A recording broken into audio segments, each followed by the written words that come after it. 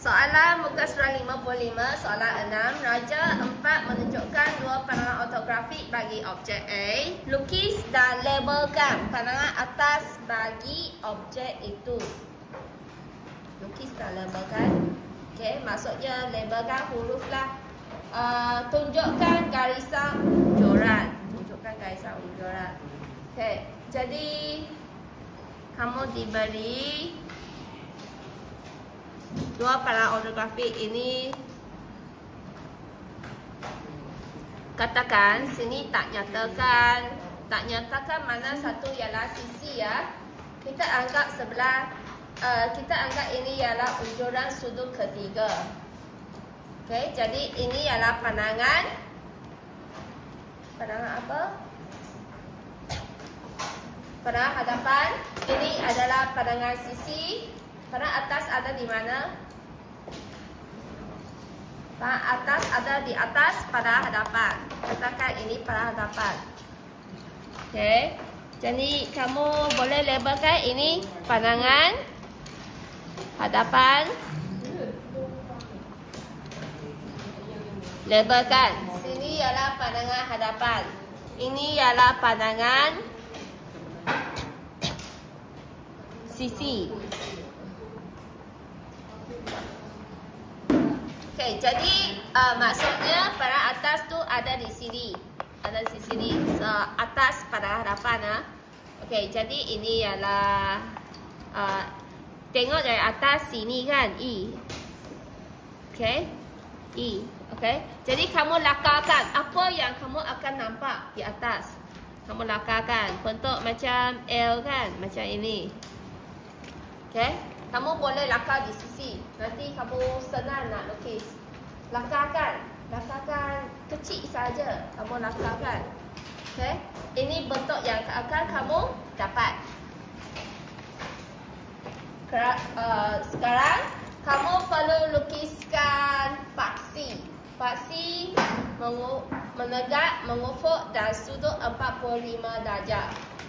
Jadi antara ini lukiskan satu garis di tengah-tengah. Kamu tak perlu ukur agak-agak tengah-tengah. Lukiskan garisan binaan. Paksi menegak, mengufuk dan paksi 45 darjah ini adalah garisan binaan. Okey, lebih kurang tengah-tengah. Okey, kemudian kita buat paksi mengufuk. Paksi mengufuk sini tak ada, langsung tak ada gambar kan. Jadi kamu, cikgu nak kamu guna 10.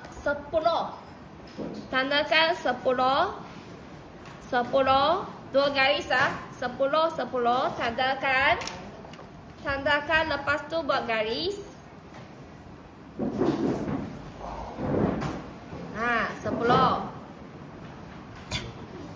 Ini bahagian kiri saja kamu lukis sikit.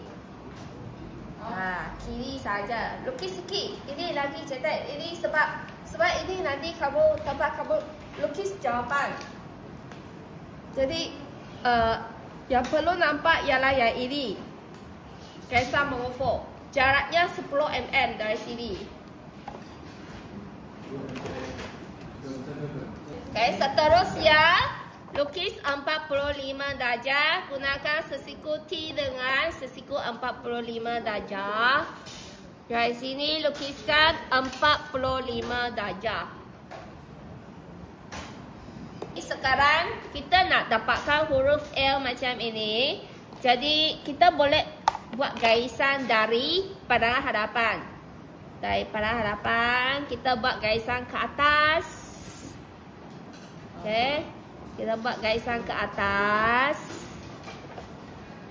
Okey, untuk garisan yang tengah-tengah ni tak perlulah panjang sangat. Sebab sini sikit sahaja, tak banyak. Tak banyak. Jangan buat garis panjang-panjang. Semua garis panjang. Nanti kamu pun keliru. Mana satu garisan, mana satu punya. Okey. Yang sisi punya bolehlah buat panjang sikit.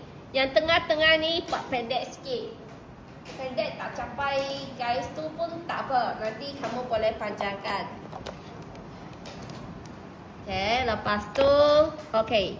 Ini ya untuk tentukan sini, sini dengan sini. 3 garis ni untuk tentukan ini kan.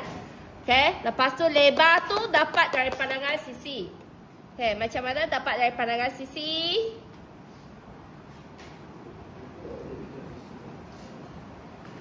Jadi yang ini kamu lukis ke atas.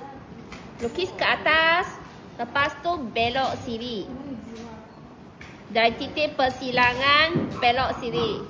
Garis ini perlu sampai garis 45 sahaja. Lepas tu berhenti. Berhenti. Pusing. Tukar arah ke sini pula. Okey. Jadi yang ini mana garis objek? Nah, yang ini boleh kamu hitamkan. Garis ini boleh kamu hitamkan. Kemudian garis tengah-tengah pun sama. Yang tengah-tengah ni buat garisan ke atas sampai 45 darjah garis ni. Berhenti, tukar arah. Tukar arah ke sini. Tukar arah. Maksudnya yang dihitamkan sini. Buat sampai garisan yang bersilang dengan sini ya. Okay, sebab ini bentuknya kan. Ini sini.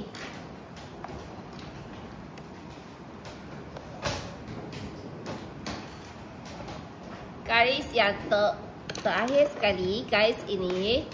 Garis ni mau terus ke atas sampai garis 45 darjah, berhenti. Lepas tu tukar arah ke kiri. Mana garisan? Sini. Sini garisan.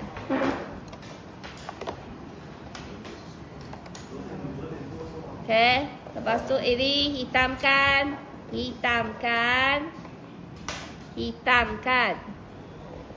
Ini ialah apa? Ini ialah I, labelkan I dan ini adalah pandangan atas.